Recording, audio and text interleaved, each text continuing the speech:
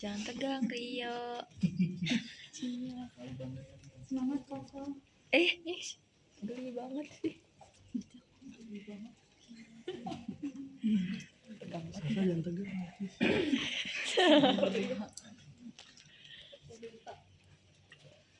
Geseran.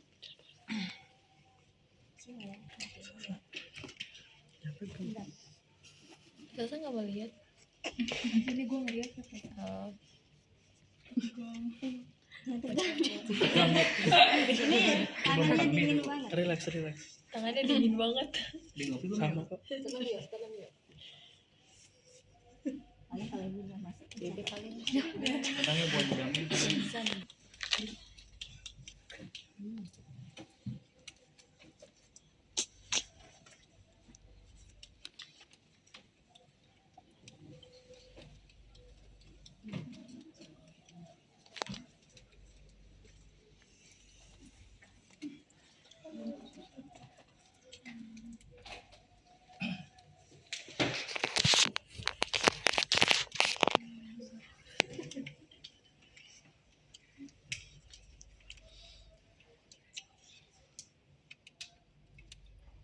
Balik.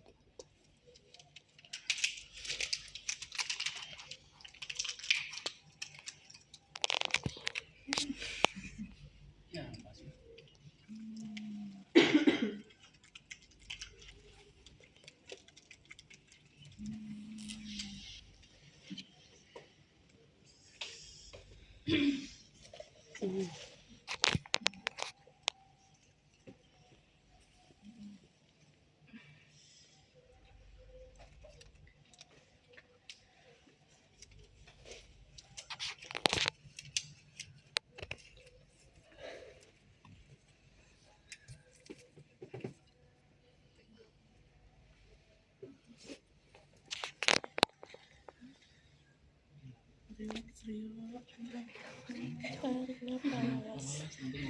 semua orang menunggu.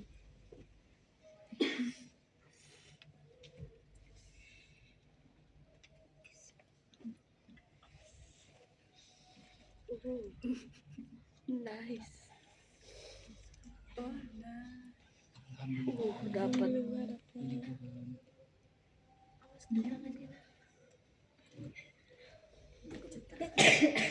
Ya, coba plaster. Sambil ngeliat.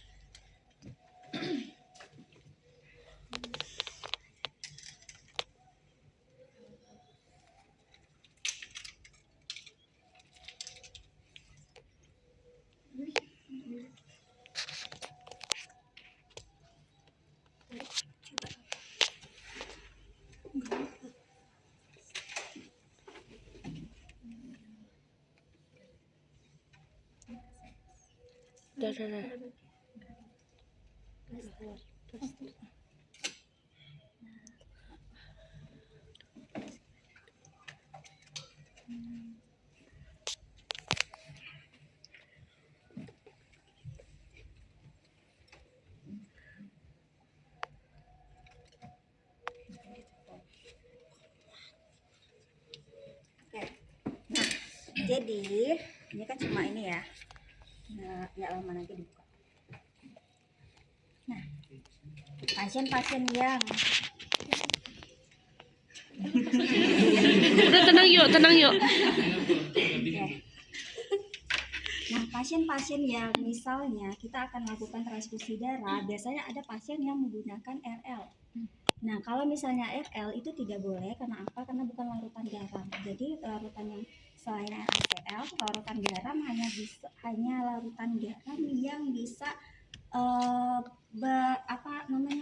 melakukan osmosis dan untuk darah bisa tercampur dengan cairan darah seperti itu. Kalau misalnya kita menggunakan RL itu akan terjadi penggumpalan. Nah, untuk darah, anggaplah ini kita darah ya. Nah, ini kamu mau habiskan juga tidak apa-apa, ini vitamin isinya. Nah, kalau misalnya untuk darah itu kan kita keluarin dari PMI ya, sifatnya itu dingin. Nah, tidak boleh ketika darah pada saat dingin itu langsung dimasukkan ke pasien, tapi harus dihangatkan terlebih dahulu. Nah, kalau misalnya dulu manual itu kita pakainya itu kita hangatkan pakai perlak. Jadi didiamkan beberapa saat, 15 menit untuk sampai benar-benar cair dinginnya itu dari esnya itu tidak masuk ke tubuh pasien, karena posisi darah pada saat dingin itu tidak boleh. Nah, selanjutnya kalau misalnya ada beberapa rumah sakit kita menggunakan blood warmer atau penghangat darah. Bentuknya itu sama seperti selang juga, nanti akan dimasukkan ke dalam selang seperti itu. Jadi posisi darahnya itu menyesuaikan dengan kondisi suhu tubuh kita seperti itu. Nah, untuk posisi-posisi yang seperti ini pada saat misalnya kita mau melakukan transfusi, kita lihat dulu larutannya larutan apa. Kalau misalnya larutan RR berarti kita harus bilas dulu. Bilas sampai benar-benar ini tidak, selangnya ini tidak ada larutan RL lagi. Ketika ada larutan LL, kemungkinan untuk bengkak ya. L, kemudian setelah itu pastikan lagi darahnya sesuai dengan rekam medis. Nah, darah itu kan ada jenis 2 tipe ya, ada PRC, ada WBC. Nanti dilihat lagi, pasiennya menggunakan darah tipe apa, PRC atau WBC. Nah, kalau misalnya sudah sama di rekam medisnya mintanya PRC, disamakan dengan golongan darahnya PRC. Kemudian lihat lagi pasiennya golongan darahnya di rekam medisnya apa. Ternyata golongan darahnya O. Berarti di sini kamu lihat golongan darahnya O. Resusnya, golongan darah selain golongan darah kita harus lihat resusnya. Resusnya positif apa negatif? Resusnya. Nah, lihat ternyata resusnya sama positif. Nah, kalau misalnya sudah sama seperti itu, darah itu kalian harus habis dalam waktu 2 jam. Kondisi kapasitas darah itu sekitar 200, ada yang dapatnya 250, ada yang dapatnya 300. Jadi tergantung nanti dapatnya berapa. Nah, posisinya baik 250 ataupun 300 itu harus habis dalam waktu 2 jam. Kalau habis dalam waktu 2 jam berarti dia berapa tetes per menit? Ada sudah belajar terkait ini perhitungan cairan kan semester lalu? Udah. Ya, cara perhitungan cairan itu seperti apa?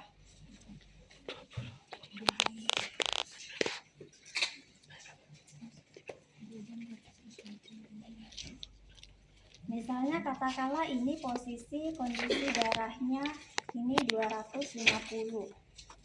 250 harus habis dalam waktu 2 jam. Berarti kita harus memberikan berapa tetes per menit? Ada yang ingat rumus cairan?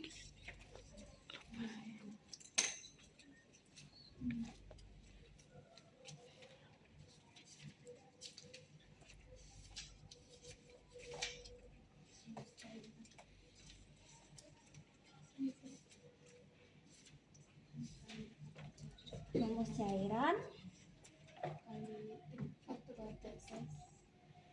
Oke, kalau kita dewasa kita menggunakan faktor tetes makro apa mikro? Makro. Makro apa mikro? Makro berapa? 20. Berapa? 20. Oke, mikro 60. Kalau dewasa kita menggunakan Makro. yang 20. Jadi rumusnya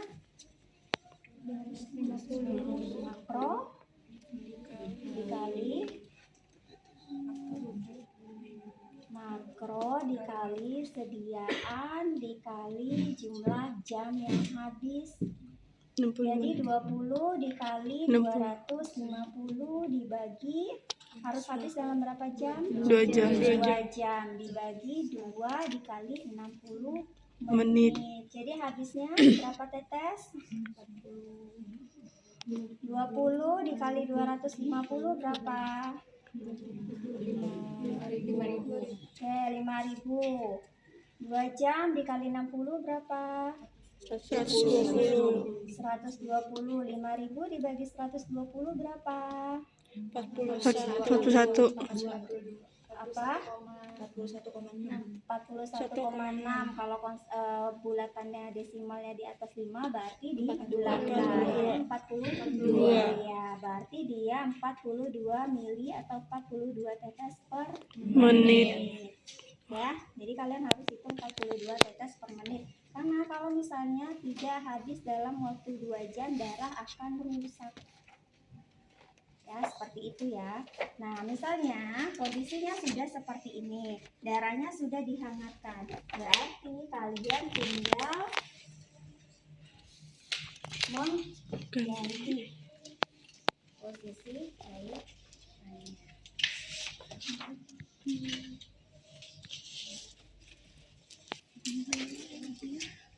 Nah, posisi cairannya, katakanlah misalnya ini kalian harus guyur sampai posisinya pas. Pokoknya diguyur semuanya. Setelah semuanya terisi darah, baru kalian ganti berapa tadi?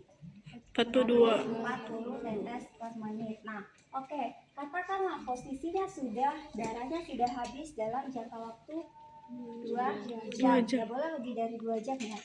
Oke, sudah ganti dalam waktu 2 jam, berarti kalian bilas lagi dengan NaCl. Bilas dengan NaCl, darahnya posisinya tetap, misalnya kalian 40 tetes per menit. Ya itu kan sama artinya dengan guyur ya. Lepas itu ya. nggak di itu lagi Bu. Tetap. Plaster.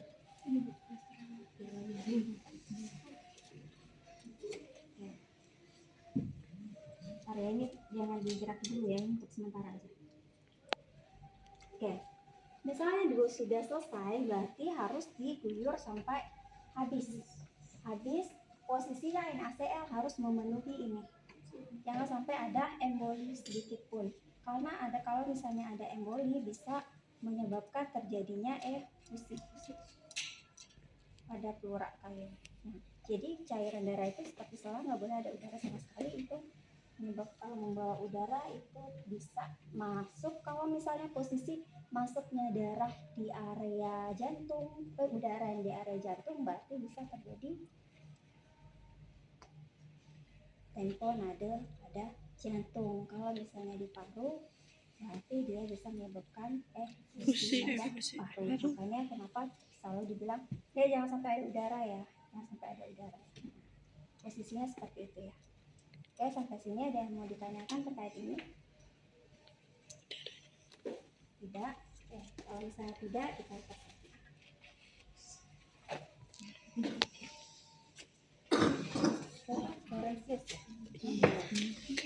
Bangkunya. Iya, kasihan nih.